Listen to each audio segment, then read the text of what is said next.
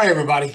We're continuing the series on codependency, and tonight we're going to talk about a little bit of fun and why adult children and adult children and codependents have a hard time having fun because we're too damn serious. I'll get to that in a minute.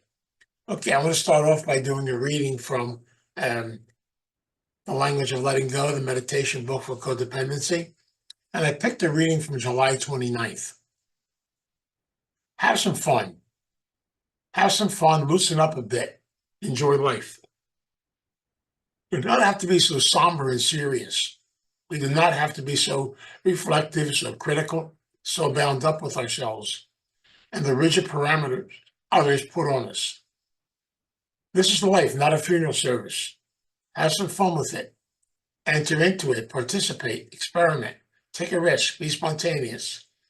Not always be so concerned about doing it right, doing the appropriate thing. Not always be so concerned about what others will think or say. What they think and say are their issues, not yours. Do not be afraid of making a mistake. Do not be fearful or proper. God did not intend us to be so inhibited, so restricted, so controlled. These repressive parameters are what other people have imposed on us. We were created fully human. We were given emotions, desires, hopes, dreams, and feelings. This is an active, excited, fun-loving child inside of each and every one of us. Please let it come out. Let it come alive. Let it have some fun. Bring it with us. Let it help us enjoy this gift of being alive. Today, I will let myself have fun with life. I will loosen up a bit, knowing I won't crack and I won't break. God, help me let go of my need to be so inhibited, proper, and repressed. Help me inject a big dose of life into myself, letting myself be fully alive and, of course, human. I like that. Okay, I want to spend some time tonight dealing with one of the issues that many of us as codependents, whenever I say many of us, I mean me too, of course. Many of us as codependents, we have a tendency to overanalyze, try to figure everything out. We take things seriously, and we're always trying somehow, to figure it out. I've often said most codependents have what I call Excedrin headaches. We're constantly up here instead of being down here. And so what I want to talk about tonight is some things to get us to loosen up, to relax, and just maybe to have some fun. So the first thing I want to do tonight is I'm going to give you some assignments. See, I love giving codependents assignments because I know how excited you guys get over assignments. So let me give you some really good assignments, okay? Now, what I'd like you to do, now this is important. If you're the type of person who makes their bed every morning, whose house is meticulous, for the next week, leave your bed unmade, let everything go, and kind of live there like a little you-know-what. I guarantee you will make 4 hours. The reason I say this is because one of the hardest things for us to do is to break out of our comfort zone, to do something different. You definitely want to get in touch with feelings. This is the way to do it. If you're the type of person, basically, who doesn't make their bed every morning, whose house is a total disaster, for the next week, make your bed every day, clean everything up, put everything in place, and as a result, I'll meet you at the psychiatric hospital. It's totally amazing. See, I just get a kick out of these types of assignments because I learned something in my own life. Whenever I go and meet my opposite, it's scary because literally I never realized how programmed I was and how literally I kind of lived within that program parameter all the time. So I'm learning more and more now how to open that up. Another great assignment. If you're always on time for everything, I would like you for the next week to be at least 10 minutes late. I'm going to tell you, you're going to scare people. They're going to want to know what's wrong with you. See, people actually set their clock by us. It's totally amazing. And the opposite, if you're never on time for anything, then I'd like you to show up 10 minutes early. That will also scare people. See, again, every time we experience our opposites, we definitely get in touch with feelings. A therapist said to me one time, you want to get in touch with feelings? Here's what you do.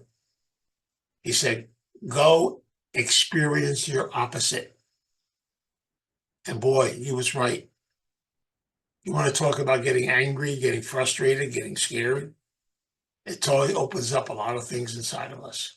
And yet we have to laugh about all this because so many of us basically have that drive inside of us.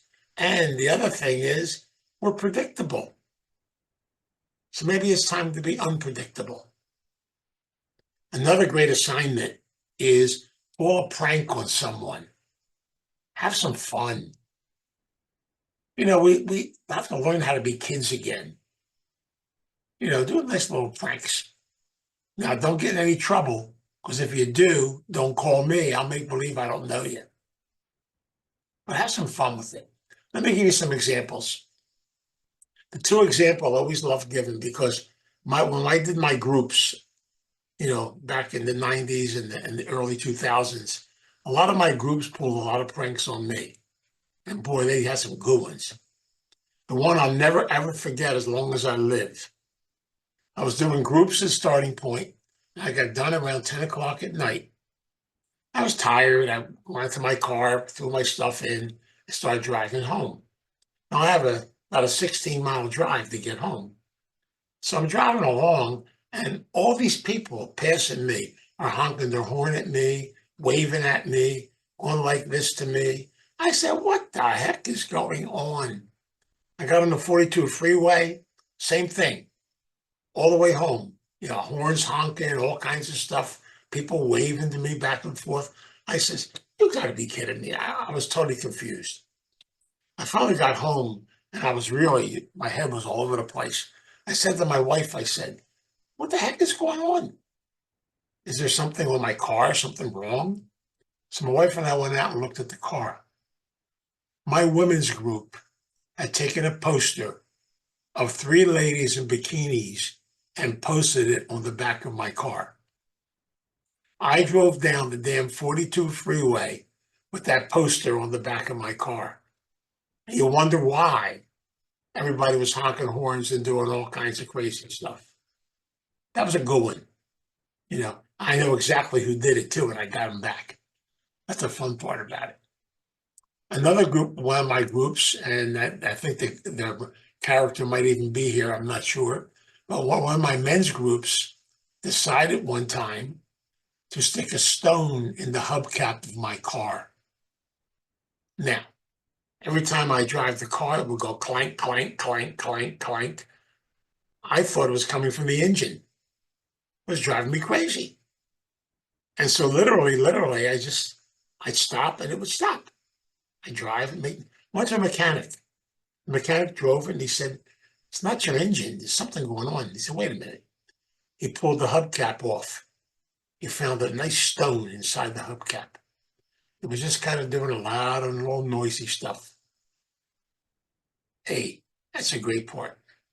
And then there's another group of mine who one day decided to come to Starting Point, and the culprit is in this room with us tonight. Come to Starting Point and plaster the whole front of my door in my office with this gigantic poster of all kinds of my sayings and stuff that I do and everything else. It's just interesting.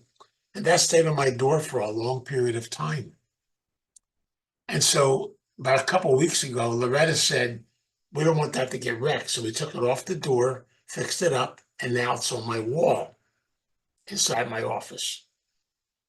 And this person knows I know who did it exactly. And they're actually smiling on with us right now here. Oops, they just turned their camera off. Isn't that interesting? But the bottom line is, it's the fun part about life. See, I'm learning something about recovery. I mean, I know we all have our problems, we all have our stuff and everything else, but sometimes you just have to let loose a little bit, relax a little bit. We have a kid inside of us, a beautiful little child that wants to play, that wants to have fun, that wants to be loose. And I'm going to tell you right now, you'll probably get more done in life by being less serious. We worry about everything. And my mantra, this will go to my grave, will go to my tombstone. It says, don't worry about it. Don't worry about it. The higher power take care of it. Don't worry about it. I drive people nuts with that, I know. But somehow things always work out, don't they? Right, Jenna? Things always work out one way or another. It's amazing when you come right down to it. So we have to just kind of do the best we can with it. I know we have got to do the footwork and stuff to that effect. I posted that this morning. But somehow, some way, we're on a journey and we have to be able to enjoy the journey, not always think too much and analyze too much. Because I'm going to tell you a secret. Promise me you won't tell anybody. You're not going to do it perfectly. Sorry about that. Because I found out that we're all human beings. Isn't that wonderful? Isn't that fantastic? We're human beings with feelings and we have desires. We have different types of things. It's wonderful when you come right down to it. The last assignment is one that I know is difficult to do, and yet it's beautiful to do. I'd like you to take some time, go to a beach, go someplace, leave all your technology stuff home. No telephones, no nothing. And for 3 or 4 hours, just sit and stare at nature and stare at the sky and just be quiet. Be quiet. That's a tough one for me. I know that. But just be quiet. And sometimes when you're quiet, these different feelings come up inside of you. And yet we have a hard time with this because we're used to activity, we're used to busyness, we're used to this. We need some time just to be at peace. A good friend of mine once a year goes to a place called Graymore in New York. It's a retreat center, and he does a 30-day silent retreat. I don't know how he does it. It's totally amazing. But sometimes, in the quiet, you experience a lot more things in your life. So enjoy the assignments, okay? Have some fun with it. Yeah, I'll expect a report next week. We'll not have an lecture next week, so you can't give me a report. Anyway, the second part tonight I want to talk about playing and having fun. It's really important a lot of times to be able to gather up stuff that brings you back to your childhood. Memories. Many of us, in growing up as little kids, we had our guys, our stuffed animals, stuff to that effect, or we had a favorite blanket, or we had things in that direction. I always had my favorite shirt when I was a kid. And when I became an adult, I kept the shirt. I couldn't wear it anymore. I was too big to wear it. But my wife actually took it and molded it into and had it made into a beautiful, beautiful doll of my inner child. It's really beautiful. But it connects back to memories and things of that effect. In the other room, my wife had it done. I have my toe tag from when I was a baby, when I was born. See, back then they didn't do bands; they did toe tags. And also, I have the little shoes I wore, and they were all worn out on one side, my little booties. But it was neat to be able to connect with things and bring you back to your child. One of the things I always share is to talk a lot about stuffed animals and how they connect with us. I'm going to tell you a couple stories to bring this out to you. I want to go back to when I was probably a deacon getting ready to get ordained. I'm talking about 1964. I did my internship at a church, and the church was in Camden. And in my internship, I basically back then was a pretty black and white type guy. a little bit on the rigid side, but I did my thing. Anyway, some lady came up to me one day and gave me a gift. I have my gift right here with me. She gave me this beautiful little gift. This is little Vinny, by the way. Now, this guy was given to me in 1964. The interesting thing about it was when they gave it to me, I said what I normally say, "Oh, thank you very much." And when they walked away, I said, "What am I going to do with this? They're going to come back and want to know where it is." So I stuck it on my shelf in the office. So for the next, I don't know, 20, 30 years, whatever, every time I got transferred to another parish, I would stick this on the shelf in my office. It became an ornament. So it traveled with me.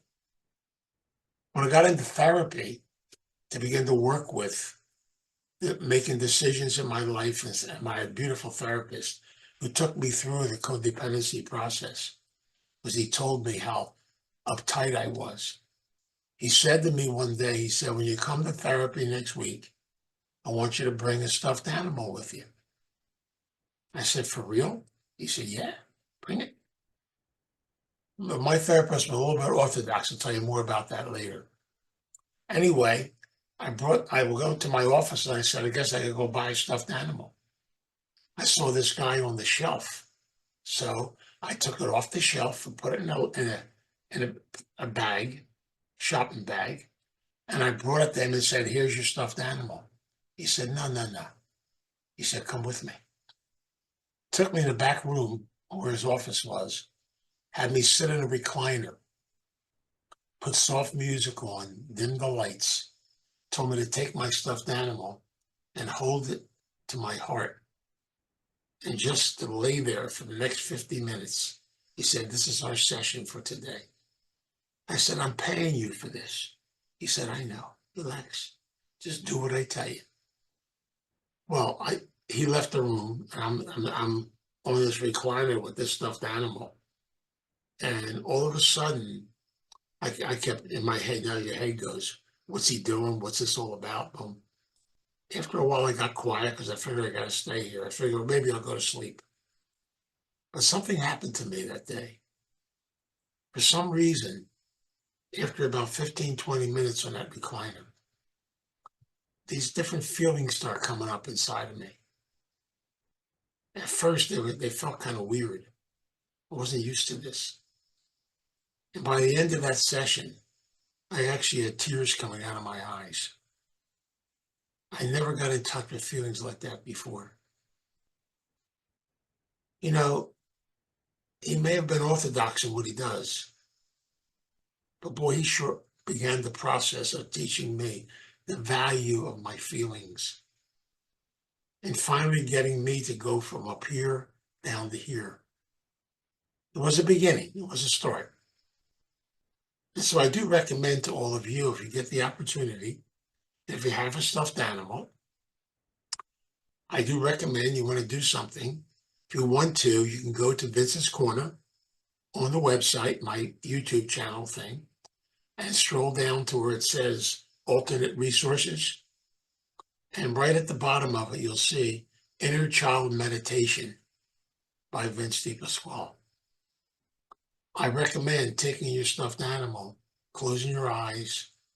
If you have a photograph of yourself as a little girl or little boy, and just listen to that meditation. And let that meditation sink in. It might take a few times of doing it, but eventually it opens up a lot of stuff inside of you. It's pretty neat. As a result of that, I learned a lot more about stuffed animals. So I got to share some more of them with you. So this is little Vinny. I introduced him already. So he's going to stay here with me because I like him. So all these stuffed animals are normally in my office, but they travel with me home today. So they're all part of my journey. The second one I want to talk about is one you may all know. Are you familiar with Oscar? Oscar the Grouch? Well, this is a really special, special part of my life because my wife's sister, who was mentally challenged, was in a group home. We would take her out every Wednesday afternoon. She was so much fun to be with. She was in her 60s, but she was like a little kid. And she always brought Oscar wherever she went. She would communicate to us through Oscar. I still love it. We'd be in Denny's. We'd take her to Denny's all the time. And we're sitting there getting ready, to order. We'd say, Dorothy, what do you want to eat? She would go, just a minute. She would take Oscar and she talked to Oscar. She said, Oscar says we should have pancakes. She constantly was able to communicate through this beautiful little stuffed animal. I love that so much because I'm learning more and more. Sometimes people that have that little child inside of them, maybe she was mentally challenged, but in some ways, maybe she was lucky. She had a simplicity and a beauty to her. We lost her on January 8th this year. She died. She left us. So I don't have my days with her that much anymore. But I do have Oscar. But I did her funeral. And at the end of the funeral, I knew, first of all, I invited Oscar to come to the funeral. He had a front row seat. And right at the end of the service, we did a real upbeat service for her. At the end of the service, I picked Oscar up and I said, now Oscar wants to be part of this today. So Oscar was talking to Dorothy, and Dorothy told Oscar to tell me. So I listened to Oscar, and Oscar wants all of us to sing Oscar's favorite song, I Love Trash. And so over the top of the loudspeaker, we put I Love Trash on, and the whole entire place stood up, and we sang and we celebrated. Oh my God, it was wonderful. What an ending. What a send-off. Oscar really helped to make someone's life so very special and very beautiful. And now I hold on to Oscar, and he's up at the office with me, and he's my buddy. And I even gave some of Dorothy's things she played with to Loretta. You have them there, Loretta? Want to give them a taste of them? These are neat. It's a little push button thing. Oscar likes to talk to us. So Oscar is now going to talk. You have to unmute yourself. You have to unmute yourself. Okay, here you go. Scram, that means you. Get out of here. I made a wish. I wish you'd go away. And the only person I use it on is Vince. It's the fun part. There's something very special about stuffed animals. I just love them. So I got to tell you some more stories. I got lots of them. Stay there, Oscar. Okay. These are my two buddies. These are big ones. This is Lucky Bear. Now, Lucky Bear's been with me for a lot of years. He used to ride in my car all the time when I went to rehabs and gave talks in places. And I have a little thing I do with him. He's been hugged probably by, 1,500, 2,000 people in recovery over the past 20 years or 30 years. So I call him my recovery bear. So in my office, every time I hug him or I see him, it reminds me of all the people that have touched me over the course of my journey in life. So it kind of brings back a lot of memories for me. He used to be a beautiful brown, but you probably can't tell too much. From being in a car, he's kind of turned green. So he kind of changed colors a little bit. But now that he's in the office, he got lonely. So I decided to get him a partner. Okay. And this is Fluffy. Say hello, Fluffy. Oh, stop it. Say hello, Fluffy. See, Fluffy and the two of them spent a lot of time together. So they had a little friend called Muffy. Muffy's not here anymore, though, because my granddaughter confiscated him. But my granddaughter promised to give him a good home, so she adopted him. But I love this because I love to be able to realize the beauty. And I love these two guys because they're so cuddly. They're so fantastic to be in touch with them. And I really understand more and more now why we need this stuff. We need hugs. We need things. You know, we keep looking for somebody to hug us. Grab a stuffed animal and hug it. It means a lot. You know why I love them so much is every time they don't talk back to you. They always stay there. They listen. You can blow off steam and they listen to you. See that? Aren't they great? So I want to share them with you because I truly believe you can actually go meet your inner child through many of these beautiful little things. And I have a lot more too. I have my Yankee bear back there. This comes to all the lectures. He's always back there in the background. You know, and if you go around my office here, which is a monument to the New York Yankees because I did Dream Week with them, all my autograph stuff is here. And all my stuffed animals are here too. So it's a beautiful thing to be able to have things that are important. There's another one right there. So hold on to your stuffed animals. They're so important. Celebrate them. Celebrate life. Now, in the third part of this little thing tonight, I want to talk about something again. Remember I told you how unorthodox my therapist was? He was definitely unorthodox. I don't know if you're familiar with that wonderful comic strip that has as its main character somebody called Charlie Brown. You may have heard of it. So when I used to go to therapy, my therapist used to, each week in therapy, take one of the characters from that comic strip and have me role play it.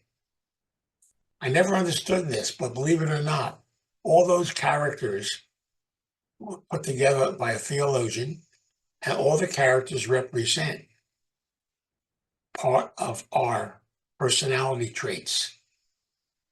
You can look at every one of those characters, and I did it today on Google. They have them all listed, and begin to realize they tell us a lot about ourselves as people. So I want to share some of them with you tonight so you can begin to experience kind of the gift of yourself, which is important. I want to begin with the one that, you know, many of us in this room, I know, have what I call an addictive personality. That's not a bad thing, by the way. It means we're a little compulsive. So therefore, basically, we start off with Lucy. Lucy's the symbol of the little addict. Lucy, who operates on the premise, I want what I want and I want it now. She drives everybody crazy, especially the little piano player. You know, remember our little guy? I can't remember. I forgot his name already.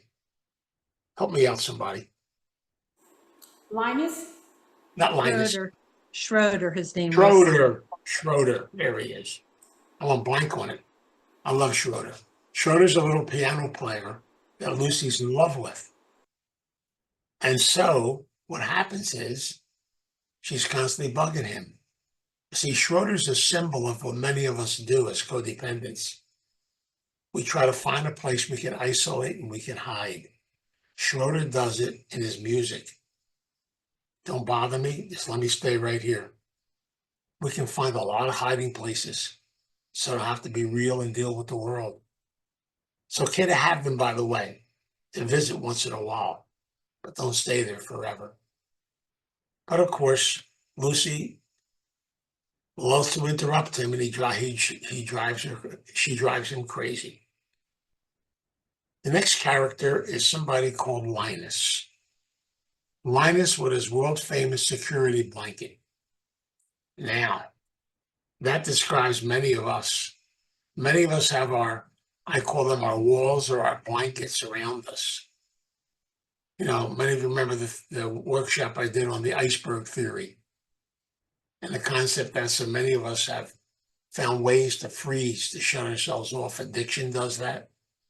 Different ways to avoid having to look at the inside. And so Linus is so insecure. He has to constantly hug himself in that blanket. He's afraid to get too close to anyone. He's afraid to lose it. He's afraid to have it taken away from him. Many of our dependencies get caught up that way. It's scary. So there is a little Linus inside of each and every one of us. There are things we're afraid to lose. We get scared. It's okay. Then, of course, there is the ultimate character, Charlie Brown. The ultimate codependent. Poor old Charlie Brown. He's such a martyr. The little red-headed girl never pays attention to him. His baseball team always gets beat. Nobody cooperates. They make more errors than they do anything else. He's constantly being knocked off the mound by the line drives and stuff. Something's always happening to poor old Charlie. But Charlie is the ultimate codependent, and it's classified in one of the greatest comic strips of all. When we have Lucy the addict holding the football for Charlie Brown, the codependent, to kick. When Charlie goes to kick it, she yanks it away and he falls on the rear end. He gets right up, lines up again, puts the ball down. After 5 times, they say to Charlie, Charlie, don't you get it? She's not going to keep that football there. And Charlie does what I call the cry of the codependent. Someday she will. Someday I'm going to work my program. Someday I'm going to make a meeting. Someday I'm going to really work at this. Someday. I call it the someday disease. Did you ever go to a codependent's funeral? They have a nice big flower spread on top of the casket, and it says, someday. We have this crazy someday disease. And every time we keep putting stuff off, and we're going to be saying, oh, I'll get to that. Yeah, okay. But it's going to change. I know it is. So there's that concept to play. So that cartoon is perfect for a codependent. Come right down to it. Because we play a lot of games. Unbelievable. Then, of course, I got to talk about 2 more little characters. My favorite character of all is Snoopy. Now, come on, Snoopy, come over here. Snoopy's been waiting. He's backstage. He wanted to come out here. So I told him I'd let him come out. Snoopy is referred to as the Hound of Heaven. Sometimes I believe that pets, children, are beautiful, simple people. They got so much to them.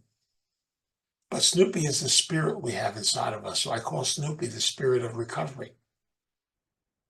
Because Snoopy has this energy and the spirit inside of him. He's fully alive. He's a beautiful example for every one of us. Watch what he does. Lucy's having a crab in. They tell Snoopy, don't go near her. She's dangerous today. Stay away. But Snoopy goes right up to her door, knocks on the door. And when she answers it, he kisses her on the nose and beats it the hell out of there. It's called Detach with Love. It's totally amazing. Snoopy's good at this. Snoopy has always taken away Linus's security blanket. What does recovery do to us? It takes away our blankets. It takes away our cover. It takes away the stuff we have to look at. It's scary. And yet, it's okay. I know my own journey in my own life. I know the spirit inside of me is trying to get me to loosen up, to look on the inside, to experience the gift of life and celebrate it. And so Snoopy has got that spirit, that energy. Look at Charlie Brown. What's he trying to do? He's always trying to control Snoopy.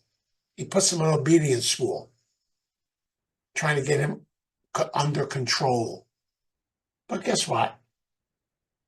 As soon as Snoopy gets out of obedience school, first thing he does is run around and drive Charlie crazy.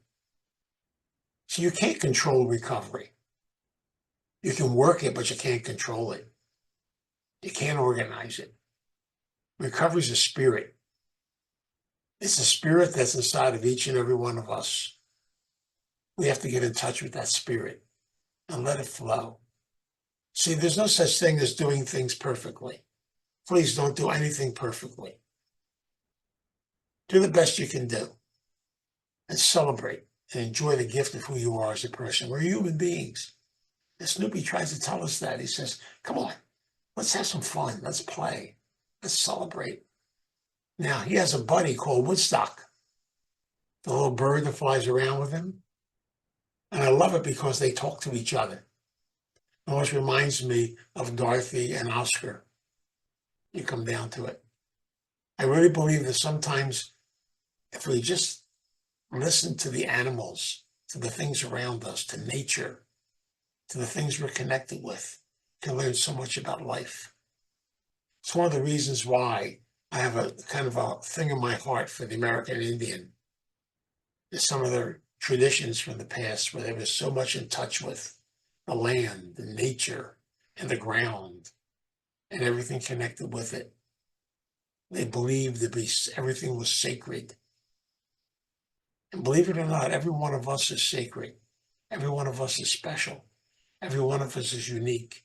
Every one of us is beautiful. But sometimes we get a little uptight. What can I tell you? Sometimes we worry a little bit too much. Sometimes we get a little over on edge. Relax. Nothing was built in a day. You take your time. It's a process. It's a learning process. So let that little spirit, I really believe inside of every one of us, there is this powerful, powerful free spirit that just wants to get out, that wants to have fun, that wants to play, that wants to be a child. So we have a Snoopy. And I love it so much because the other character I don't talk about a lot, but I would like to bring him up is Pigpen. Pigpen. Pigpen, it's Loretta's favorite one. I love Pigpen because Pigpen, he carries all of his stuff with him all the time. He never cleans it up. He just has to carry it with him. You know what happens when you do that? It gets heavier and heavier and heavier and heavier. It's so much more fun to clean it up, clear the stuff off. So Pigpen reminds us that we have a lot of unfinished business, a lot of stuff that we try to hold on to. We have to let it go. And so we got Snoopy to help us with that. Okay, Snoops, love you. A beautiful little old guy, but keep that little Snoopy close to you all the time in your life. Billy, this is yours. So that's a beautiful concept. Thank you, Billy. It's a gift I got from Billy. One of my many Snoopies, but I had to bring him tonight, especially. So I just wanted to bring all this out tonight because I really believe if you take the time to meet the other side of you, to get in touch with you. So try some of those assignments, just see what happens. As I said, if you only can make 3 or 4 hours doing it, that's okay too. Do the best you can do. But realize, we're predictable. We have a therapist in our staff, and I did this every year because he's so predictable. His first client is at 9:30. And so we take a pool every time for what time he's going to arrive. He's never on time. He either gets there at 9:31 or 9:33 or 9:34. So we used to take nickels and put them down and do a pool and see what time he gets there. He came running in the door, shaboom, and his first client used to take part in the pool.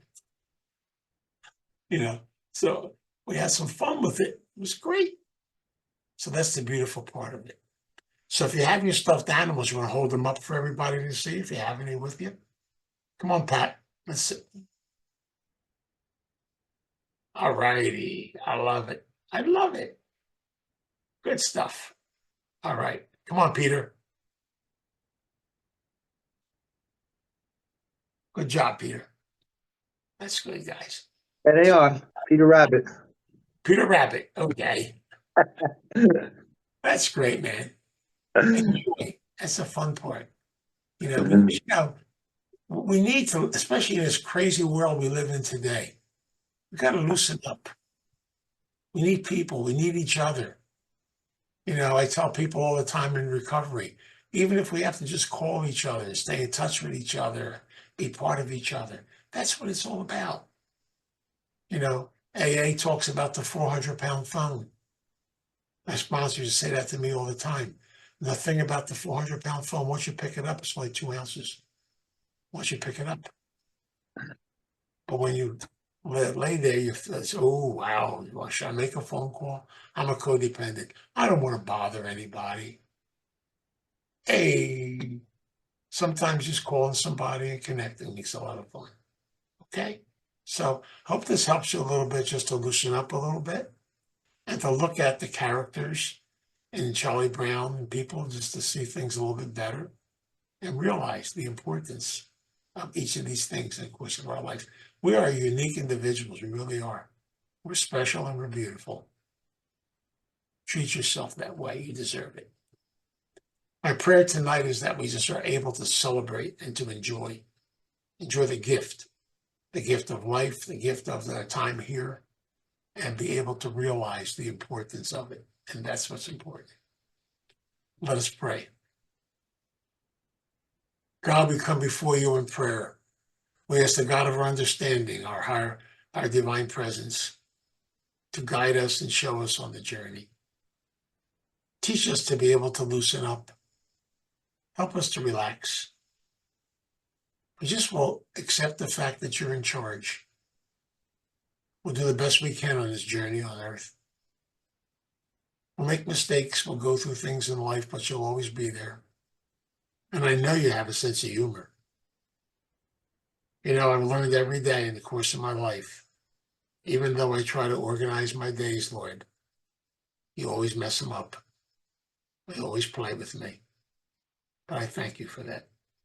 I thank you for all the things in life because life doesn't always go the way I want it to go. But I know with your help and guidance, we'll be able to learn from everything that happens in life. Help us to work through the sadness, the losses, the things that happen in life. Teach us to realize the beauty and the strength. We pray especially tonight for all the people that are on the wall at the memorial room at Starting Point. Our family. We never forget them, for they are part of our journey and part of our life. So we thank you, God, for every experience we go through. Help us to grow, to become better people as a result of it. But above all, teach us to celebrate and enjoy the journey, because the journey is with you. We pray, we ask this for your guidance and your direction. And we pray it in your name. Amen.